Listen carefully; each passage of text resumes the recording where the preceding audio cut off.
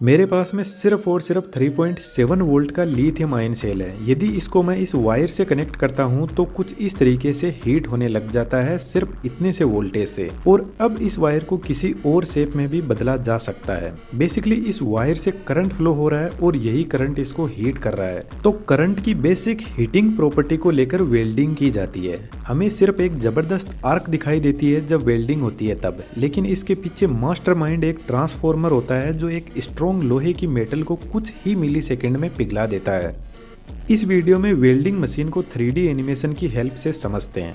कुछ मेरे दोस्त नाराज है वीडियो लेट होने की वजह से, लेकिन हम एक प्रोजेक्ट पर काम कर रहे हैं जो जल्दी आपके बीच में आने वाला है, जो मेरे ख्याल से आपकी पूरी नाराजगी को खत्म कर देगा। और एक टेलीग्राम ग्रुप हमने बनाया है, वीडियो के डिस्क्रिप्शन में लिंक दिया हुआ है, वहां से आप जुड़ सकते हो, जहां पर हम साइंस से जुड़े लोगों की एक कम्युनिटी तैयार कर रहे हैं। जब कोई पर्सन वेल्डिंग करता है तो इस वेल्डिंग होल्डर से 50 एम्पियर से लेकर 300 एम्पियर तक का करंट फ्लो करता है। और जो जबरदस्त आर्क हमें दिखाई देती है उसका टेम्परेचर 5000 डिग्री सेंटीग्रेड से लेकर 20,000 डिग्री सेंटीग्रेड तक होता है, जो किसी भी मेटल को आसानी से पिघला देता है। यह करंट कितना ज्यादा है इसका अंदाजा आप इस बात से लगा सकते हो कि 3 से 4 एम्पियर का करंट एक इंसान की जान ले सकता है। वेल्डिंग मशीन में एक वेल्डिंग ट्रांसफॉर्मर होता है जो साइड में रखे इस बॉक्स के अंदर होता है।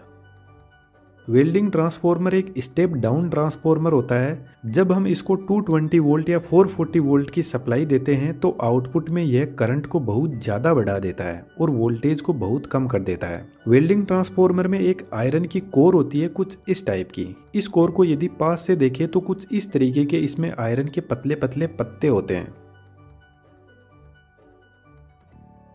और हर एक आयरन की कोर को लेमिनेट किया जाता है एडी करंट से बचाने के लिए। एडी करंट आपको आगे समझ में आ जाएगा, लेकिन जो आयरन की कोर है उसमें असल में कोई भी करंट फ्लो नहीं होता है। इस आयरन की कोर पर सबसे पहले प्राइमरी वाइंडिंग को सेट करते हैं। नीचे की तरफ यहाँ पर 2 कॉइल लगी हुई है और यह दोनों प्राइमरी वाइंडिंग ही है। इन दोनों को एक साथ में पैरेलल में कनेक्ट कर देते हैं। जो प्राइमरी वाइंडिंग होती है इसमें 220 वोल्ट की सप्लाई दी जाती है, जिसकी वजह से यहाँ पर करंट कम होता है और वोल्टेज ज़्यादा होता है। इसलिए प्राइमरी वाइंडिंग के अंदर जो वायर लगे रहते हैं उनकी थिकनेस कम होती है।